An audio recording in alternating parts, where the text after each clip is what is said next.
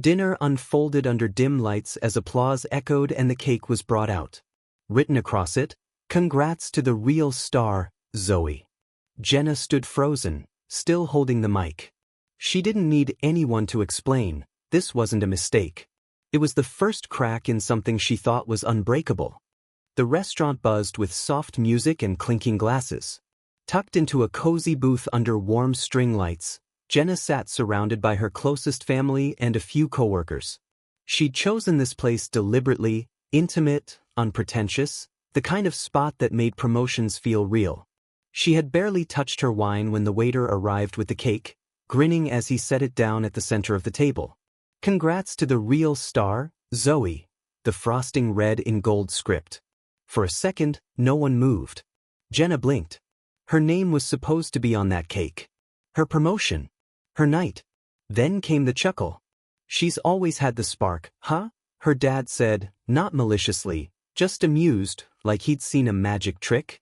Her mother didn't correct him. A few coworkers glanced at each other awkwardly. Jenna's boss took a sip of his drink. Zoe, dressed like she'd just come from a photo shoot, raised her glass high and smirked. "Just a joke," she said, voice bright. "Don't be so uptight, sis." Jenna stared at the cake. At the forks already poised to dig in. She smiled slowly, deliberately. Then maybe she can pay the bill she just earned. A short laugh from someone, nervous, surprised. Zoe's glass hovered in the air a moment longer before lowering without a clink. Jenna reached for the knife and began to slice the cake. No one clapped. The air had shifted.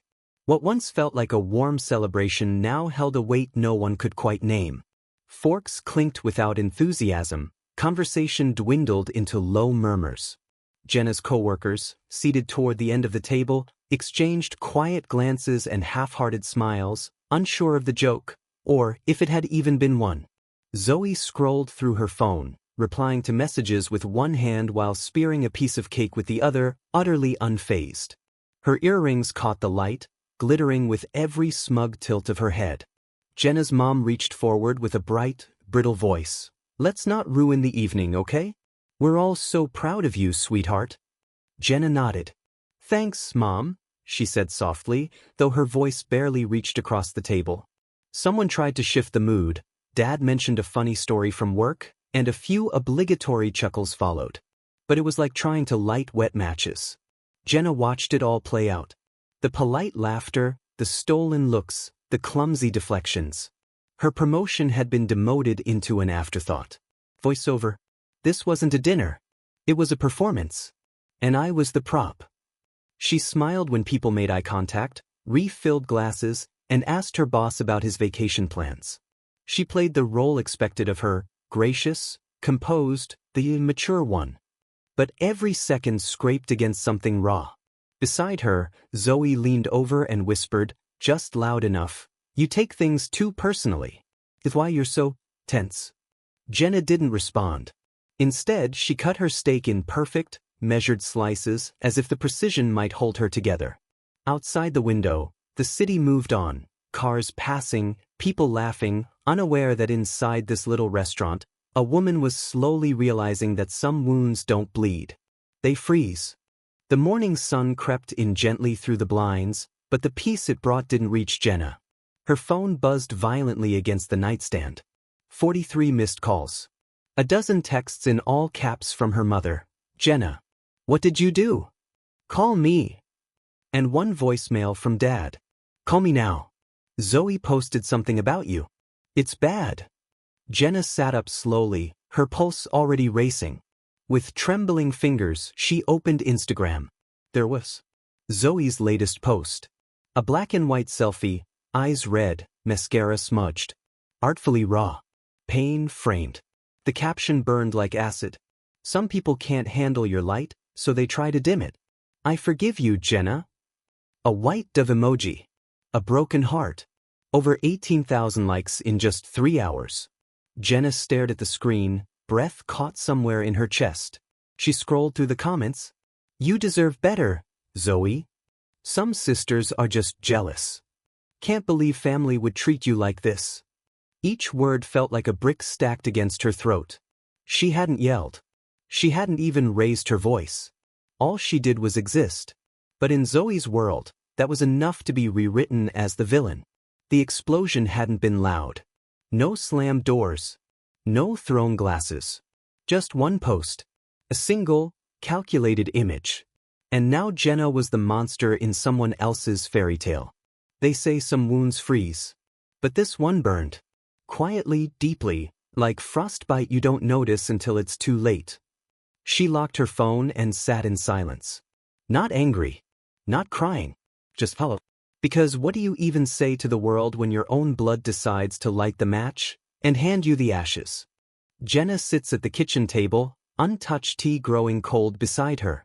Her eyes are open, but she's not in the room. She's drifting backwards. A quiet voice, layered with exhaustion. It wasn't just one post. It never is. The signs were there. They always were. She remembers the hallway, Zoe curled up, clutching a pink eviction notice. Jenna had written a check without asking questions. That was always her role. Step in, clean up, stay quiet. Then another memory surfaces, the two of them at Jenna's desk late at night. Zoe's half-built business site on screen, full of typos and bad layout. Jenna stayed up past midnight reworking the whole thing. Zoe had giggled, "You should have been my assistant." Jenna had smiled, even though deep down, she hated how much that sounded true. I just wanted her to look legitimate, she thinks now. But what she'd really wanted was for someone to recognize her effort, not just Zoe's image. She sees herself again, at a family barbecue, flipping veggie skewers while trying to be honest. "She hasn't paid me back in months," she'd said. Mom had waved it off. "She's figuring it out, sweetie. Be patient." And Dad, eyes on the grill, not her. "Don't be petty, Jenna. Not everything's a competition." Jenna's voice now turns firm. "Every time I tried to draw a boundary, they handed Zoe a ladder to climb over it." Her hand wraps around the mug. Cold. Like everything else. It was never about one night. That cake. That post. It was the pattern. And I had been stitched into it, thread by thread, until I couldn't tell where I ended and where she began. Jenna sits hunched over her laptop, the pale glow of the screen casting shadows across her tired face. Her fingers tremble as she opens her Venmo history, scrolling past birthday dinners, Uber rides, and emojis, until the amounts stop being casual. $800. $400. $1,200. Over and over again. 2 years. $11,800. Not loans. Not gifts. Just help. She begins a spreadsheet. Color-coded. Dates. Notes. Proof. Her mind turns methodical, but her heart keeps racing. Then comes the folder labeled Dad. She opens a scan. A personal loan contract. $16,000, cosint. Her name. Her signature. Only she never signed it. She zooms in. The signature is from a scanned PDF she'd once used on rental documents. Her heart skips. Her father had it on file. So did Zoe. They used me. Both of them. She clicks into her LinkedIn. Notifications ping. Zoe had tagged a post. Jenna freezes. Zoe's page now lists Jenna's company as a client. There's a whole paragraph. Strategic collaboration with engineering firm Hightree, specializing in tech-integrated wellness platforms. That's Jenna's team. That's her work. But her name? Nowhere. Her stomach churns. Her cursor hovers over the logout button. Instead, she opens a blank document. Types 3 words. This ends now. The bank's lobby is quiet, unnaturally so. Jenna's heels click against the tile as she hands over a folder thick with documents. Every screenshot, statement, and signature. The manager's eyes widen. A fraud investigation is opened. Jenna doesn't shake.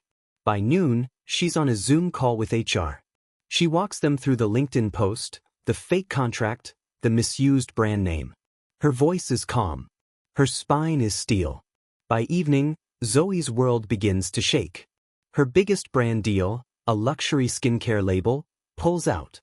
No explanation. Just a curt statement, "We've reevaluated our partnerships." Zoe posts a story, a vague quote about betrayal. No tears this time. Just glitter and silence. That night, Jenna's phone vibrates with a voicemail. She almost doesn't listen. But she does. Dad's voice, tired, angry, a little wounded. You've embarrassed us. What were you thinking going this far? Is this really about a cake? Jenna closes her eyes. She presses delete. It was never about the cake. It was about being erased over and over until silence felt safer than truth. But now she's done being quiet. Sunday evening. The same table. The same chairs. But everything feels different. The air is heavier, like the calm before a storm. Mom fusses over the roast chicken. Dad sits stiffly, scrolling through his phone. Zoe? She's there early, makeup perfect, smile tight. Jenna walks in late. No apologies. Just a calm, deliberate step. In her hand, a small Bluetooth speaker. In the other, a sealed manila envelope. The room freezes. Let's just clear the air, Mom chirps, nervously filling glasses. Jenna places the speaker on the table, presses play. A recorded phone call begins. It's Zoe's voice, excited, unaware she was on speaker, bragging to a friend. Of course she'll help me again. Jenna always folds. She needs to be the hero. Zoe's face drains. She sets down her fork. Jenna then slides the envelope across the table. Inside, printed bank records, email chains, screenshots of LinkedIn claims, and the falsified loan. Dad opens it. His hands tremble slightly. Mom turns pale. Jenna sits, silent. For once, she doesn't explain, doesn't soften the blow. Zoe stammers. This is insane. Jenna leans forward, voice steady. No. What's insane is thinking I'd stay silent forever. No one says a word. The roast chicken grows cold. The performance is over. Curtain dropped. This time, Jenna isn't the prop. She's the director. Silence lingers after Jenna's words. Then, she lifts her phone, taps one more voice memo. Her tone is emotionless. The sound that fills the room is not. Zoe's voice echoes again, this time sharper, smug. Jenna's so predictable. Just cry and she writes checks. I mean, that girl's been buying my life for years. No one dares to look at Zoe now. Her breathing falters, eyes darting between faces. Jenna doesn't gloat. She simply airdrops a folder titled The Zoe Files to the family's smart TV. A slideshow begins. Screenshots of emails Zoe sent under Jenna's name. Fake testimonials with Jenna's LinkedIn photo. Multiple unemployment claims filed under their mother's name. A falsified consulting invoice showing Jenna's company as a client. Each slide cuts deeper than the last. Dad leans forward, squinting. What is this? Jenna answers, her voice low but steady. It's what I've been covering up. What you kept calling petty. Zoe tries to speak. That's not what it looks like. But the room no longer bends around her. Mom shakes her head slowly, lips parted but no sound. It's the first time she really looks at the screen. Jenna remains seated, hands folded. The room isn't angry. Not yet. It's stunned into stillness, like the first moment after a bomb drops. And this time, no one's rushing to Zoe's defense. Just when the silence threatens to become permanent, the doorbell rings. Everyone turns. Mom moves to open the door, revealing Kira, Zoe's former business partner. She looks tense but composed, holding a small USB drive between her fingers like it's a grenade. No one invited her. And yet, Jenna nods, wordlessly. Kira steps in, sets the USB on the table like evidence in a trial. Emails. Fake invoices. Tax forms. She registered 2 LLCs under fake names. I found my signature on a grant application I never touched. Zoe pales. You're exaggerating. Kira cuts her off. I got audited because I covered for you. I lost my apartment. I had to move back in with my dad. You used her kindness as leverage and watched the rest of us burn. She looks at Jenna. You were always the adult in the room. I should have warned you sooner. Jenna swallows hard, something heavy in her chest loosening. Dad stands, but sits again. Zoe stammers, you don't get it. I was trying to make it work. Everyone else gets help, why not me? But her voice is smaller now. Meeker. Like even she knows the excuses have expired. Kira drops her final words like a gavel. Help isn't owed. Not when you turn it into currency. She walks out without another glance. And in the stunned quiet, Jenna finally breathes, fully, for the first time in years. The room feels like it's holding its breath. Then it breaks. Dad slams his palm on the table, rattling the silverware. His voice erupts, sharp, wounded. You just ruined our family. Jenna doesn't flinch. She stands taller than before, a quiet strength in her eyes that's been dormant for years. No, she says calmly, you did. I just stopped cleaning it up. Her voice doesn't rise. It doesn't need to. It slices sharper than shouting ever could. Mom tries to interject, honey, maybe we can? But Jenna's already moving. She reaches into her bag, pulls out the wireless mic she brought for playback. She stares at it for a beat. And then she drops it. The sound echoes like a gavel hitting wood. No goodbyes. No glances back. She walks out. Behind her, silence folds over the table like a funeral cloth. Zoe's eyes flicker toward her phone. Dad's jaw clenches. Mom wipes a non-existent stain from her glass. The house they built, or pretended to, is now cracked wide open, and Jenna's the only one who's finally walked through the door.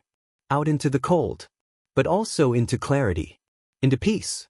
And for the first time, into a life of her own choosing. Jenna sits in a quiet room lit only by her laptop. No makeup, no dramatic lighting. Just truth. She takes a deep breath, hits record, and begins. Hi. I'm Jenna. A few weeks ago, at my own promotion dinner, I was handed a cake that had my sister's name on it. The pause. Everyone laughed. I paid the bill. She doesn't cry. Her voice stays steady. Every sentence is deliberate. Then she lays it out. The Venmo receipts. The forged loan. The fake testimonials. Her name, her work, stolen. Quietly. Over years. I'm sharing this not for pity, but because I know I'm not the only one. When you love someone, you cover for them. Until you're drowning in the mess you helped hide. She titles the video. When they stole my moment, and I paid for the cake. Within hours, it spreads like wildfire. Reddit. TikTok stitches. Twitter threads. People recognize the quiet pain behind her smile. The invisible weight of always being the responsible one. They share their own stories. By morning, #JusticeForJenna is trending. Zoe posts a Notes app apology, complete with blurry crying selfies. She goes live, blaming cancel culture, claiming she was misunderstood. But it's too late. For once, people see through the mascara tears. For once, the internet listens to the quiet one. A few weeks pass. Jenna's inbox overflows, not with sympathy, but with stories. Hundreds. Thousands. People thanking her for saying what they couldn't. For showing what survival looks like. She's invited to a podcast. A softlit studio, a host who simply asks, how did it feel when no one stood up for you? Jenna doesn't flinch. She smiles, not bitter, not broken. It didn't feel like betrayal. It felt like clarity. Like waking up mid-dream and realizing the house is on fire, and you're the only one holding a bucket. The episode goes viral. Soon after, Jenna launches her own YouTube series. Burn the Cape, Stories from Unpaid Daughters. The title hits like a slap and a hug at once. No intro music. Just her voice. We're told to be the strong one. The fixer. The forgiver. But at what cost? Each episode features a new guest, women who kept families together while losing themselves. They talk loans. Emotional labor. Guilt wrapped as love. No yelling. No revenge plots. Just truth. Just healing. Jenna doesn't become an influencer. She becomes something rare. A mirror. One that doesn't flatter, but frees. Sometimes healing doesn't mean returning. It means writing a new story, one where your name is finally on the cake.